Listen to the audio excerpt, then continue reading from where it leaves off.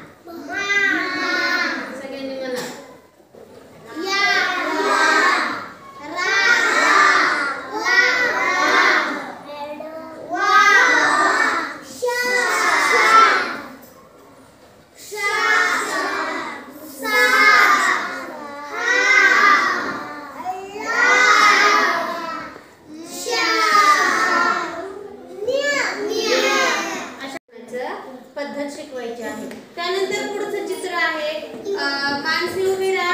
हे चित्र कशाचे आहे बाळा? मग हे काय आहे?